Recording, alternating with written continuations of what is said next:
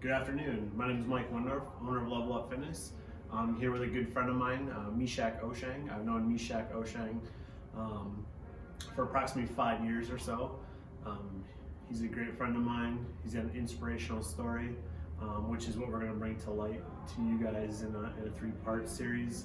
The first part is growing up, coming to America, and then bodybuilding. So with further ado, Meshack Oschieng, let him tell you a little bit about how he grew up, where he's from, and get this story started. Thank you, Mike. I think I've known you for how long? 5 years? Yeah. My name is Meshack Oschieng, but I go by the name Meshack Oschieng. I was born some 36 years ago in Kenya, somewhere in the western part of the country. I was born in a family of 6 kids, 1 girl and 5 boys. Right now, the first one and the last one are gone. My sister died when she was only 4 years old. And my brother, who was the first one, died in 2011. I was super close to my sister when growing up, but unfortunately she died of malaria, and it was unfortunate because I feel like she would be alive today if it was not the hospital, which was too far from our home. And yeah, my dad tried rushing her to the hospital using the bicycle, but because of the distance, she died before reaching the hospital. So that was unfortunate. But other than that, the 4 of us, Mike, Meshack, Bernard, and Samson, we are still alive. I'm the only one in USA. Everybody else is back in Kenya. Bernard and Samson still live with my mom. Mike live in different part of the country. But growing up, it was in a village setting, kind of, with Population of how many people in your village? Like 1,000 people. About 1,000 people. Yeah. What was the infrastructure like in your village? Nice roads, good electricity, indoor plumbing? None of the above. None of the above? Yeah. So we didn't have electricity. We didn't have good roads. The roads used to look like trails. Like a path? Yeah. Okay. Like a path. And there was no plumbing. When you need water, you walk for like a mile and a half, and you bring the water back home. Where do you go to get the water? From the river. From the river? Yeah. Is that river water clean? Yeah, I don't know about now, but we used to drink directly from the river. Okay. And nobody died of of anything, but now everybody's afraid of getting disease or getting sick from drinking water directly from the river. But back then we used to just use it directly, unless we want to use it for like cooking. That's when we boil some and get it ready to be used. But that's how we used to get drinks, cooking or bathing. We used to just take bath in the river with all the kids in the village, and it used to be fun. Yeah. We used to play football, go hunting with the dogs and spear, and we'll help other villagers with the harvesting and farming, because that was the only income for most people, almost everybody, because we didn't have any factory that people could be be employed. Employed by. Yeah, so everybody relied on their farm for income, and most of the proceeds from the farm were mainly used for feeding. Like food. And Yeah, it was just meant for food, just few that somebody will sell, but not much. Yeah. Then the school used to be like a few miles, like 4 miles away. And we just used to walk. You wake up and what time would you get up in the morning to start your? you wake up at like journey? 6 in the morning, and you just wash your face and your hand and take your school books and just run to school. Then lunchtime, you will just run back home, eat, then go back to school. Yeah. The school was kind of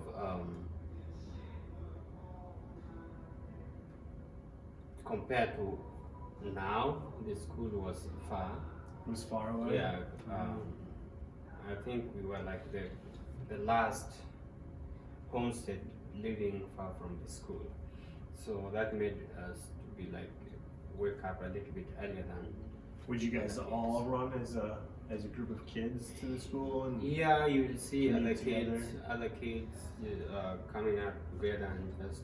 was it like a community school within that village, or did a lot of different villages come together and come No, to the school? it was a village school, so most of the kids were just people from the whole village. So everybody knew each other. I remember it's in a village, so there's nothing like address. Like you can't tell. If I ask you about somebody else's address, there's nothing like address. So in school, that's where if I get a letter from my family, I will get it through the school. So if you get any parcel or any kind of envelope that's sent to you and you don't have any kid in school, they will read it out, and whoever knows you will take the letter to you. And then bring it to you Bring it to wherever you. you're at. Yeah. And yeah, because it was a community school, so everybody knew each other around the village. Yeah. Huh. And then my dad, that was the only thing he used to do, farming. Was farming. Yeah, farming. My mom will go to the market and sell some few things like sugar, salt, soap, and tea leaves.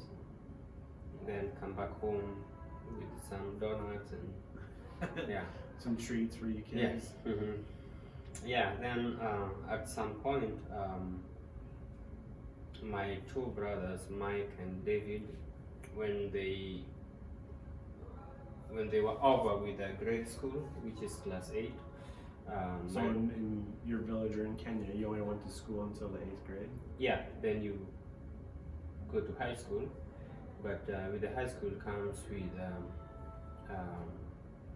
Do you have to pay for you high have school? to pay for that. Okay. And so, being my family were not able to pay for the high school, my dad decided to take these two to a technical school. The two older brothers? Yeah. So he sold some cows, like 5 of them, to take these two to technical school, because it was considered a easy way to get an employment. Instead of going to high school, then go to college. So you will just go from grade 8 to a technical school. So And learn like a trade or a craft or something like that? So my David learned how to be a carpenter. Carpenter? Then Mike was a mechanic. A mechanic? Yeah. And so, being the third one, I was left with a lot of duties to do at home. Being that my younger brothers were a little bit young to be able to perform some duties at home, so it meant that I was the one doing most of the job. and being in a conservative kind of life, there were some things that were just meant for the girls and some that were meant for the boys. As far as what, like roles or Yeah, job roles, duties, household duties, things like Household duties, let's say like cooking was meant for female, and looking after the animals was left for boys. Looking after going to the river, washing dishes, or washing utensils, that was meant for girls. And so, being that my sister already died and we were only me and my younger brothers, because my mom left when I was 9. your mom had left when you were 9? Yeah. So it left you, your dad, and your 2 youngest Yeah. brothers at home? yeah. So I was one like doing most of the everything in the home. Cooking, washing dishes, washing clothes, and looking after my younger brothers too. Yeah. Why did your mom leave? So my mom left because we used to have something called domestic violence, where my dad will be coming home every evening and drunk and start fighting everybody, kids and my mom, and it was not easy for even us as kids. And my mom used to leave. Then after some, like let's say 2 weeks or 3 weeks, she will come back. So she will disappear and go back to her parents. Then after a few weeks, she will come back. Thinking things would be a little bit better Yeah, or different? Yeah, but there was no change. And I think after my sister died, then one time my mom disappeared, and we thought that she would come back after a few weeks, but she didn't come back. She never came back? She didn't come back, and so with no phones, it took like weeks without knowing where my mom went to. And so after like, And how old were you at this I time? think I was like 7 or 8. 7 or 8? Yeah. So my dad tried like reaching out to people from my mom's side of the family to check whether she's over there, but my mom was not there. So after a few months, it was just like my mom is not there anymore. Yeah, so we grew up knowing that we don't have a mom. But after some years, some people will come to my dad and like, oh, I saw your wife somewhere. But my dad was like, oh, I don't believe you guys. So it kind of went as if we don't have a mom in our whole life. So when I was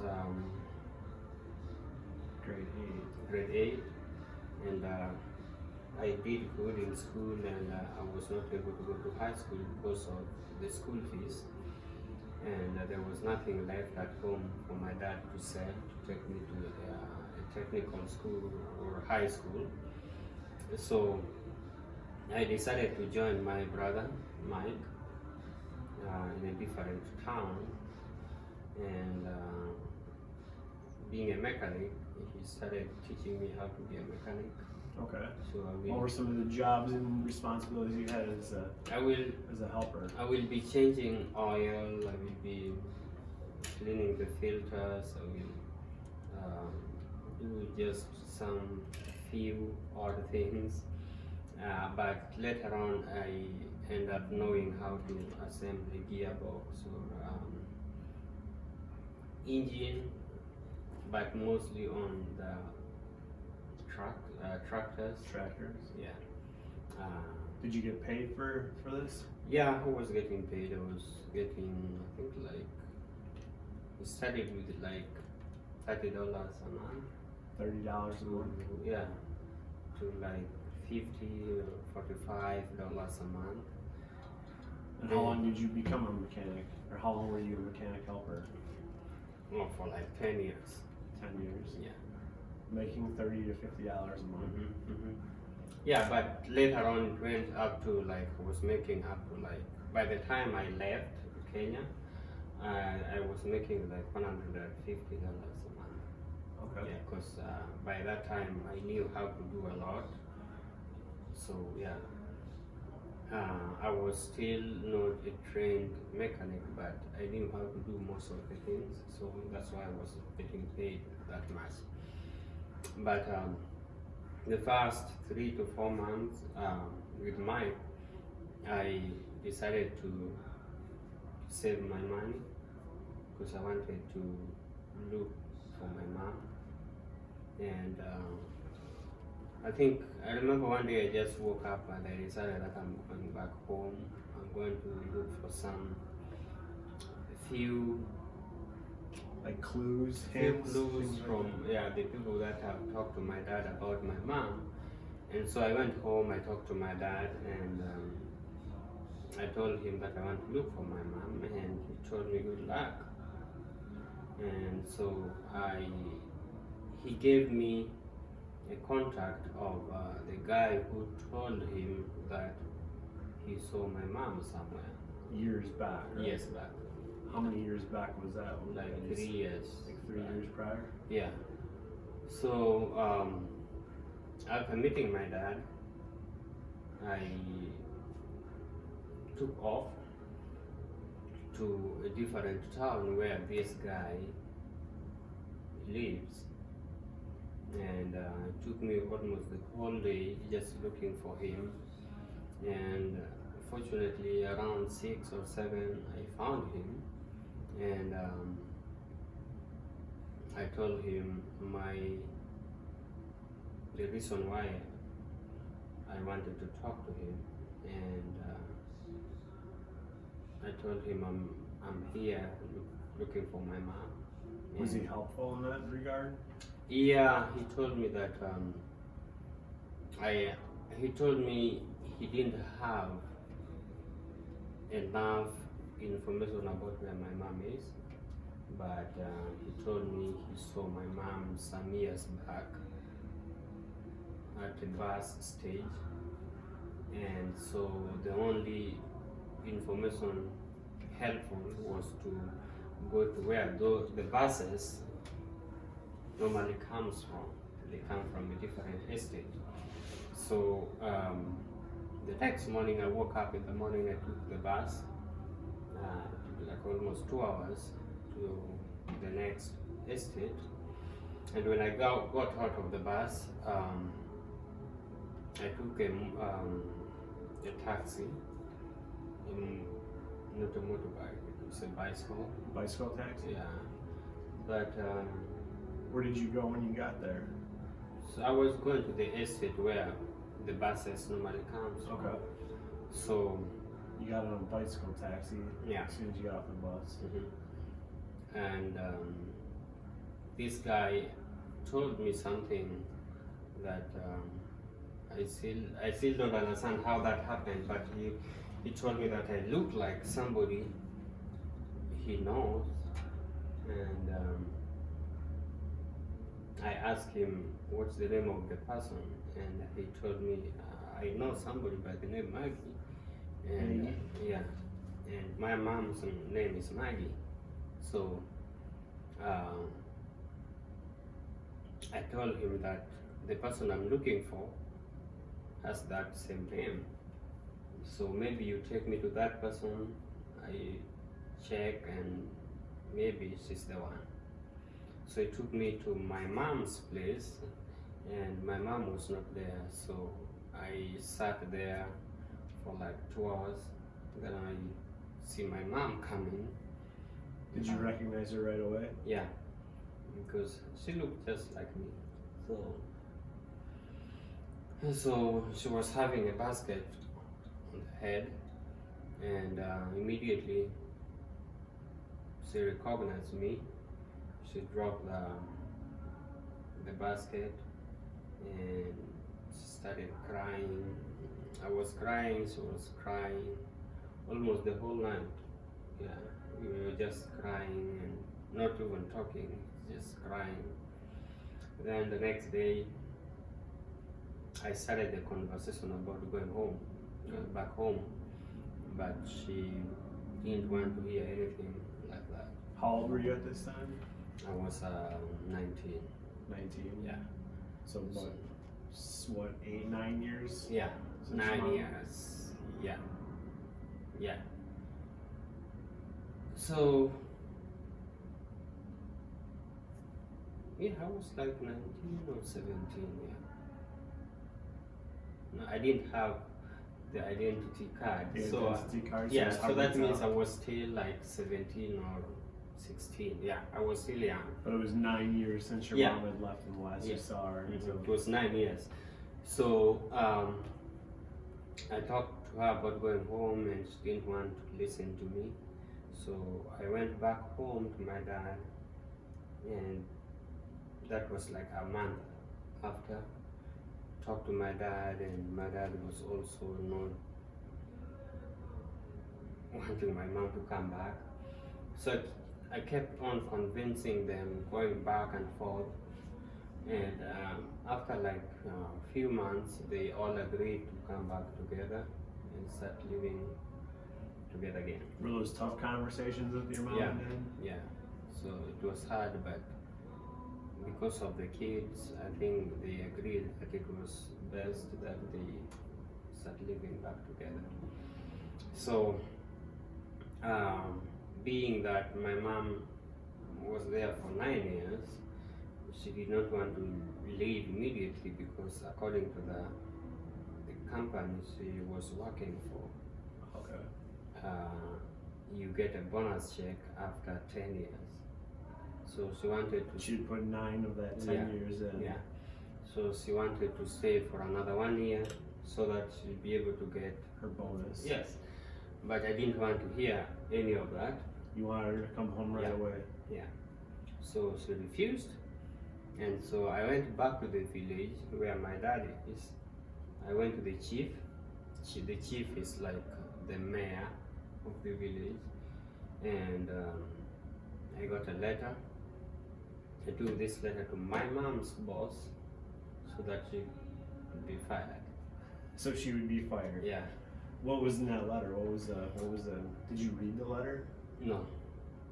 Yeah, but the letter Explain that she should be fired because we are a family at home. a family at home. We have kids that need mom's attention, and the best thing is to go back to be with her husband because there have been conversation and they have agreed to go back together.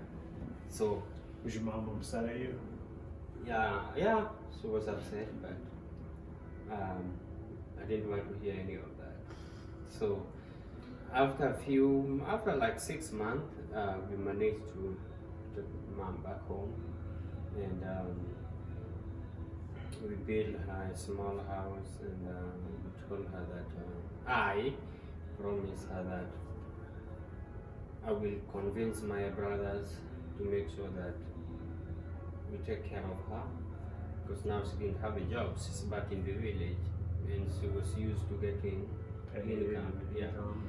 But I told her that we'll make sure that she get whatever she needs, mostly food and like medical insurance. We'll Yeah. make sure that she get all that all the time. And so she went back to the village, and they started living together with my dad, who eventually died 2 years later. But my mom made the home look like Like a a home. home. Yeah, She made the house a home. yeah, yeah. It was that was my biggest achievement to be able to take my mom back home and made the home look like where people live again. And so yeah, that was the life that growing up, not able to go to high school was that tough? Was tough because even in grade school there's some things that they needed and I didn't have money, so I will work in people's farms to get some money so that I could pay for whatever is needed in school. My dad was trying when my mom left. He was really trying to make sure that me and my younger brothers, we get food and we get whatever we needed, but it was not easy for just one person to be able to, yeah. So, and there was nobody that I could have said that would have helped me go to high school, yeah. So it was hard because knowing how I was doing good in school, to just have to automatically just stop just like that. Yeah. And there was no choice. I didn't have any choice. There was nothing like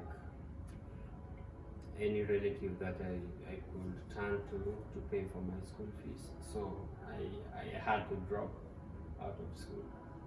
Yeah. What were some of your fondest, most enjoyable times growing up in the village?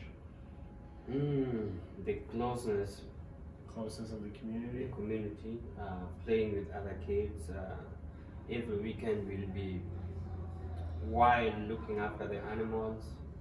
We'll put all the animals in the village, like 200 animals in the field, and it will be like 10 kids and playing football and doing all kind of games that some of them I don't even remember now, but it used to be fun. You ever go hunting or anything like that as a group of? I did. I killed a rabbit. I think that was a rabbit? Yeah. How did you kill the rabbit? I'm not telling you. I didn't use a gun. You didn't use a gun? I didn't use a gun, but we used to have dogs, not the house dogs like here, but hunting dogs. We used a spear and we used to swim in the river, even though I don't think I can do it now. What's that? Knowing that there's crocodile inside, there's hippo, there's all kind of dangerous animals in that river, yeah. And now that I'm old, I keep on thinking like, what were we thinking then? Because like, you will be seeing a crocodile like few meters away. Going into the water?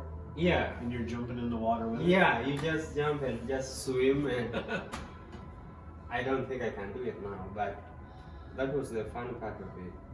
People just used no care, just live freely, I guess. Yeah, I remember our neighbor died of crocodile. Died from a crocodile? Yeah. And how old? He was a grown up, he had kids. He was like 45 years old. And I think that made us afraid of going to the river. But it took only like 6 months and life was back to normal. Yeah. Really? Yeah. So then. Was that pretty common or was that? It was not common, but the crocodile will attack animals, our animals or dogs, but not human being. So, but we didn't care about that. After a few months, then life was back to normal. Yeah. Back to the river, back to swimming. We used to have a boat, a canoe for crossing people. So we used to help the person who used to help cross the people across the river. Then they will pay like a quarter A quarter. A quarter, yeah. Just because we didn't have a bridge, so for you to go to the to the other side, you have to use the canoe. Yeah. So then fishing was also part of activities that we used to do as kids too. Okay. Yeah. So Awesome. the food, there's some food that we would only eat on Christmas or Easter. We used to have just clothes just are meant for going to church, and it was just a mandatory that on Sunday you have to go to church. So, in the discipline that used to be in the village, I miss it a lot because I don't see it anymore. It used to be you belong to the community. You don't belong to your dad and your mom only. You belong to the whole community. Yeah. So everything you do, you just don't do it to please your parents, but to make sure that everybody in the village is watching you. Yeah. So, like punishment was not just by your parent, but anybody can give you the punishment, whether Their in neighbor. school Yeah. or you are just playing the field and you did something wrong, and somebody will just come up and give you some punishment. Yeah. Interesting. Yeah, it used to be fun, but the food used to be just normal food, no fridge, no microwave, No stove. no stove. Yeah, so we used to use firewood or charcoal. I used to burn charcoal if I want to make some money. I will make charcoal, then sell it for like $2. Yeah, a sharp, almost 50, or almost 20 pounds. You sell it only for like $2. Yeah. Hmm. Yeah. Part 1 with Meshack Oschieng, growing up in Kenya.